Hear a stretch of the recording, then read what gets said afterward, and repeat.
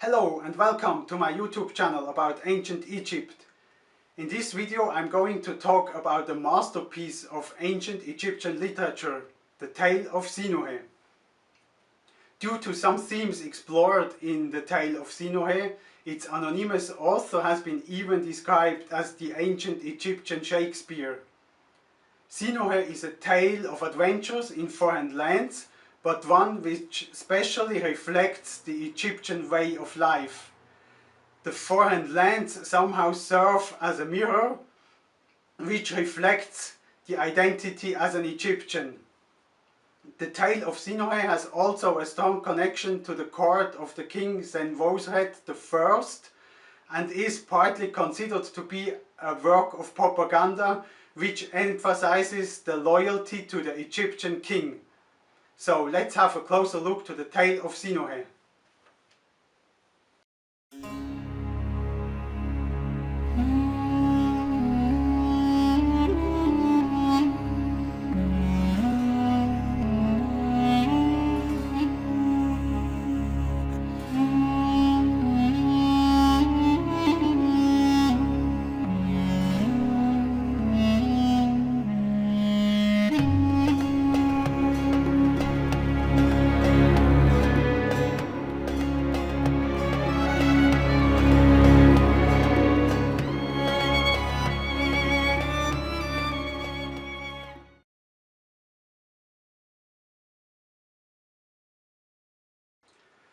Before we get deeper into the plot, we also have to consider the historical and political setting of the Tale of Sinuhe. It is very likely that Sinuhe is a fictitious character. However, the Tale of Sinuhe still reflects the historical and political situation of its time. The narrative takes place at the beginning of the 12th dynasty of the Middle Kingdom, about 1850 BC. After the collapse of the Old Kingdom, Egypt entered a period of weak pharaonic power and decentralization, also called the First Intermediate Period. It was then the king Mentuhotep II at the beginning of the Middle Kingdom who started the reunification of Egypt. The Tale of Sinuhe begins with the death of the king Amenemhat I, who was the first ruler of the 12th dynasty of the Middle Kingdom. Amenemhat I was not of royal lineage. Probably he was a vizier under his predecessor Mentuhotep IV, so the vizier is the highest official in ancient Egypt. The circumstances of his takeover are still unclear in Egyptology, but apparently a big problem of this new dynasty was the question of its legitimacy. According to the instructions of Amenemhat, which is the name of another work of ancient Egyptian literature, Amenemhat I was the victim of a conspiracy when his son and co-regent Senwosret I was leading a military campaign to Libya. After the death of Amenemhat I, his son Senwosret I became sole ruler and one of the most powerful kings of the Middle Kingdom. Following the example of the Old Kingdom, Senwosret I tried to establish a kingship where the king was again the unquestioned authority and where the officials were following the king unquestioned.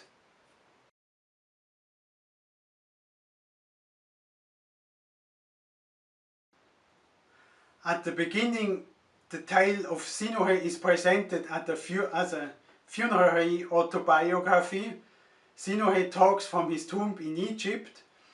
However, the style gradually moves away from that of a funerary autobiography and encompasses a wide variety of styles. Sinuhe was at the beginning a high official in the court of Senwosret I, specifically in the service of Nefru, who was the wife of Senwosret I.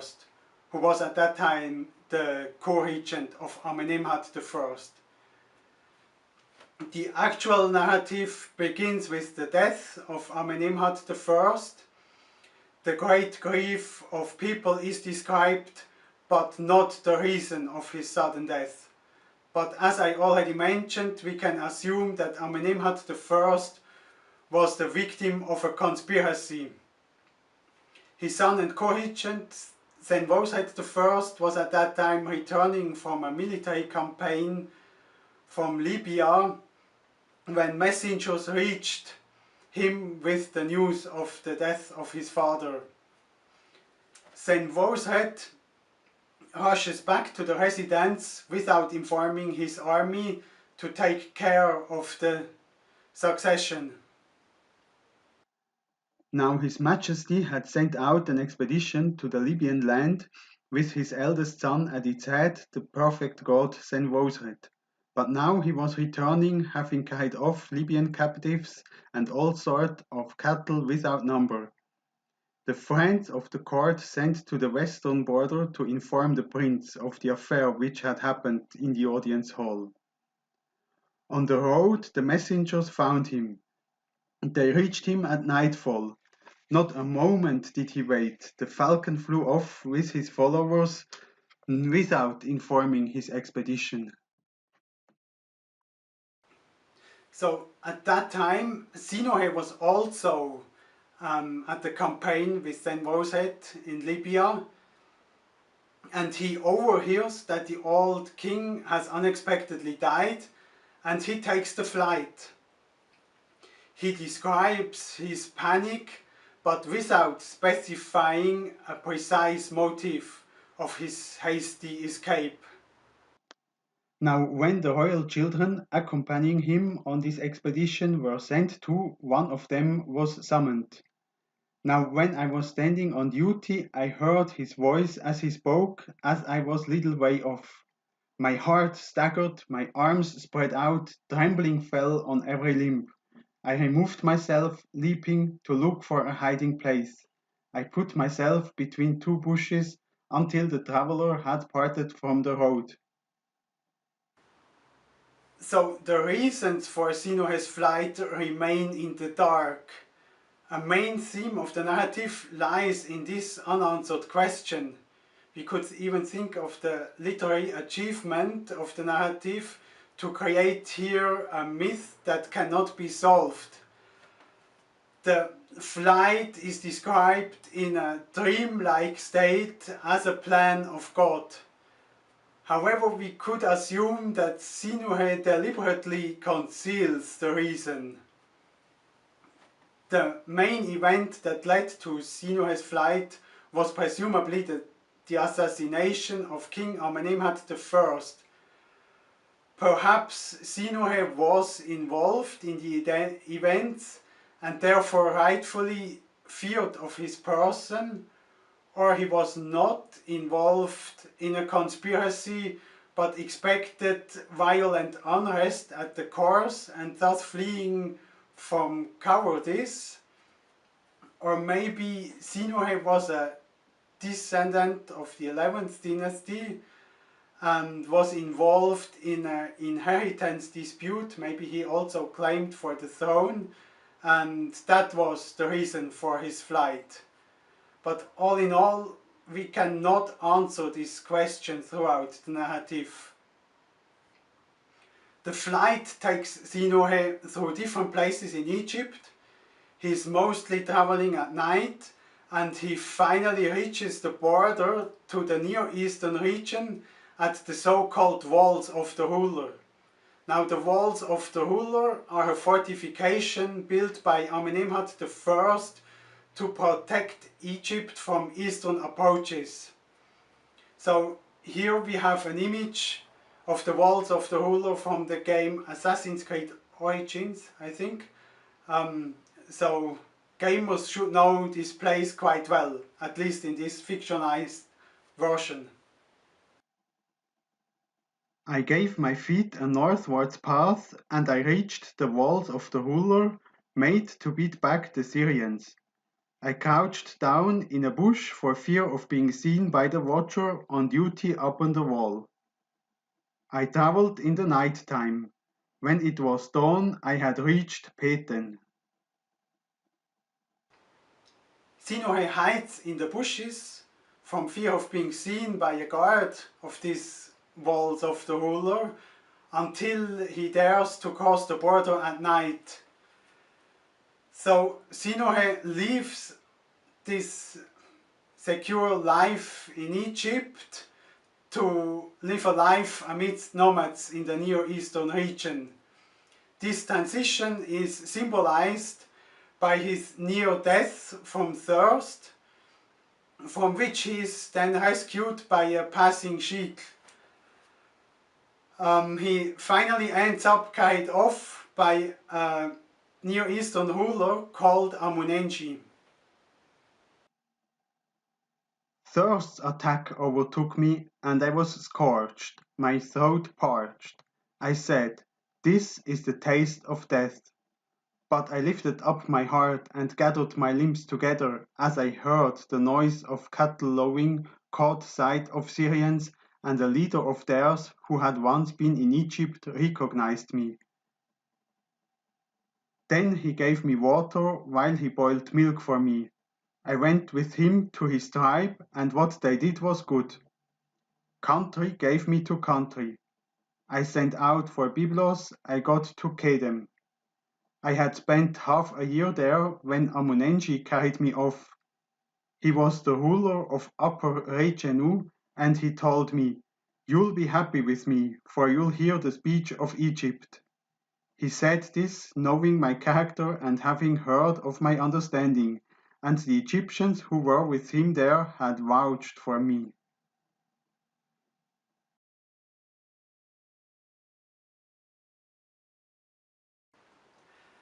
The second part of the Tale of Sinuhe contains a dispute between Sinuhe and his foreign rescuer Amunenshi. Amunenshi was the ruler of a land called Upper Rechenu that is often identified with an area around the river Bahr el-Litani in today's Lebanon. So Amunenshi asks Sinuhe why he has come to Rechenu, but Sinuhe answers in half-truth. Then he said to me, "Why did you come here? Has anything happened in the residence?" Then I said to him, "It's that the Duel King Sehotep Ibre has gone to the horizon, and how this all happened is unknown." But I spoke in half-truth. "I have come from the expedition to the Libyan land. It was reported to me, and my heart failed and carried me off on the ways of flight. I had not been talked of, and my face had not been spat upon. I had heard no reproaches, my name had not been heard in the herald's mouth. I do not know what brought me to this country. It's like a plan of God." As Amunenshi inquires the situation in Egypt, Sinuhe rises to a eulogy on King Senwosret I, in which he describes him as a great warrior, fearless of foreigners, and incredibly popular in his country. So this eulogy on the Egyptian king shows Sinuhe's continued loyalty to the Egyptian king despite his flight. Amunenshi rewards Sinuhe for his praise song as if he were the Egyptian king. However, Amunenshi also shows Sinuhe the reality of his new situation. Amunenshi turns out to be generous to Sinuhe. He names him prince and commander of his army, and he even gives him his daughter as his wife, and gives him a fertile land in a border region called Ya'a. The reasons why Amunenshi adopts Sinuhe into his tribe remain unknown, but the fact that Sinuhe was a high-ranking official at the Egyptian court, where he certainly gained some valuable skills, surely played a role. And he said unto me, Well, Egypt is certainly happy knowing of his success. But look, you are here, and you will stay with me. I shall do you good. He placed me at the head of his children. He joined me to his eldest daughter. He had me make my choice of his country from the choicest of what was his on his border with another country. It was a good land called Ya'a.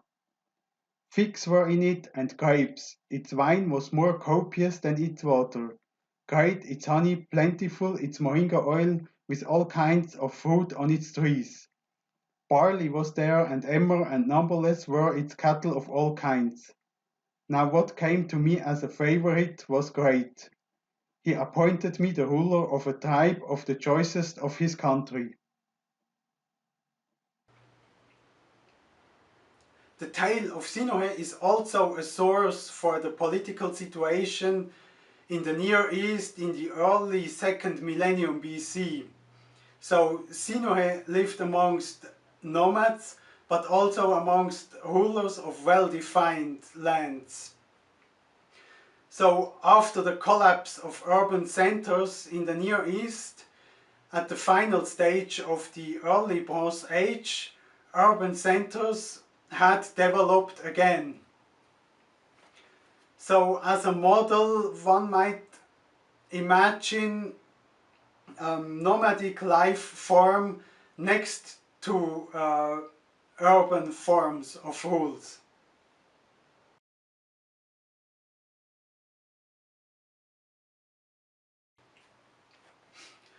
The central incident and turning point of the plot is Sinuhe's duel with a man called the Strong Man of Rechenu. The Strong Man of Rechenu desires to seize Sinuhe's property and take hold of his tribe. So this part of the narrative is often compared to the Old Testament account of David's fight against Goliath. Since it was Sinuhe who was challenged, he has the right to choose the weapons, and he makes use of this right and chooses the dagger and the bow.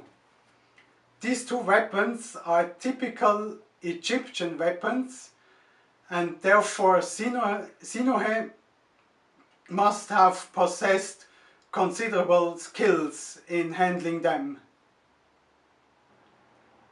The fight begins by shooting arrows at each other, and while the strong man of Rechenu misses, one of Sinuhe's arrows pierces into the throat of his challenger, and this enables him to gain the victory over this strong man of Rechenu and to seize his possessions.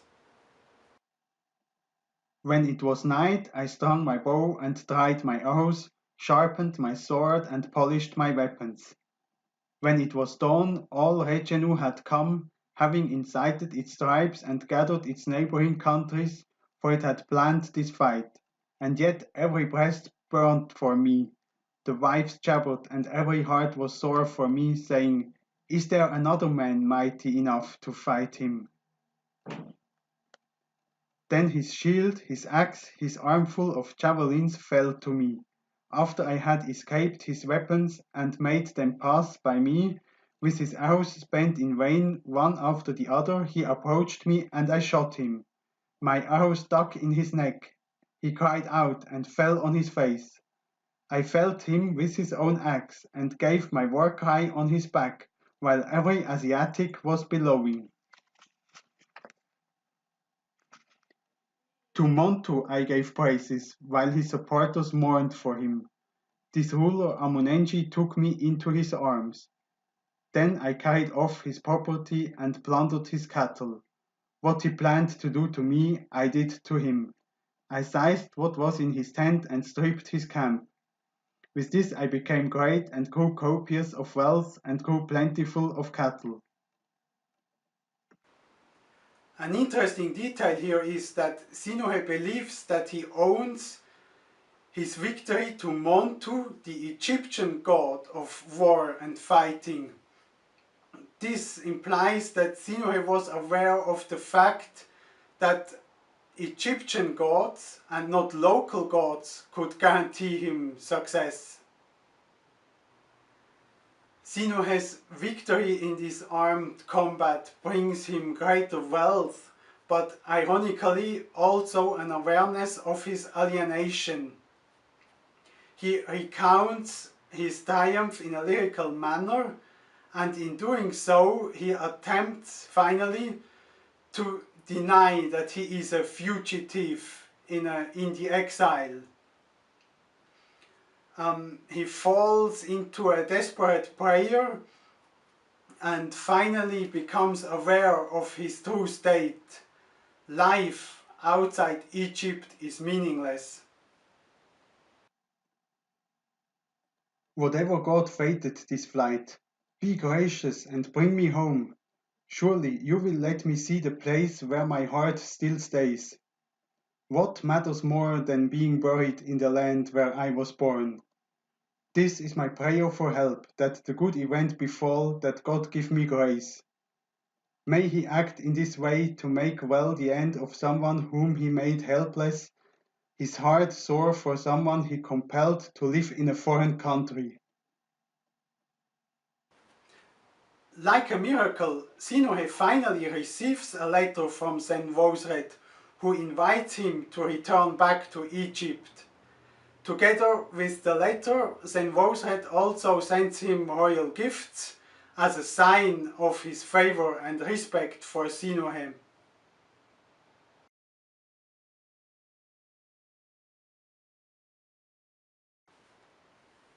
The fourth part of the Tale of Sinuhe contains the correspondence between Sinuhe and his true king Senwosret. It opens directly with a letter from Senwosret inviting Sinuhe back home. Senwosret also asks Sinuhe directly for the reason of his flight, and he distances himself from any responsibility for Sinuhe's suffering and assigns all responsibility to the man's own fallible heart. Sinuhe's answer expresses his gratitude and respect to the king, but somehow Sinuhe is still unable to justify his actions. This flight which your humble servant made, I had not planned it. It was not in my heart. I had not thought of it. I know not what parted me from my place. It was like the nature of a dream, like a Delta man seeing himself in Elephantine, a man of the marshy lagoons in southern Egypt. I had no cause to be afraid, no one ran after me.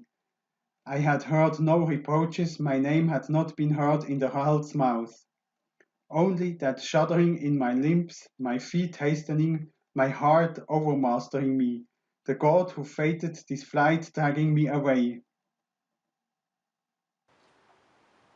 Within one day, Sinuhe hands over all his possessions and affairs to his eldest son and immediately starts the journey back to Egypt. On his way to Egypt, he describes the arrival to a place called the Ways of Horus, which formed the border between the Near East and Egypt. Here, a deputy of the king already awaits him, and Sinuhe is officially greeted. Both Sinuhe and the Asiatics in his youth receive gifts from the king.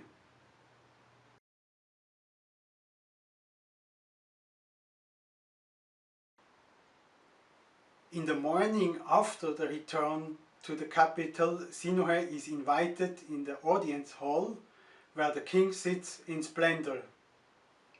The meeting is marked by a panic and death-like collapse, similar to which marked his leaving Egypt. This time, however, his unconsciousness is banished not by nomads, but by the royal children, who are reintroduced to their long-lost attendant.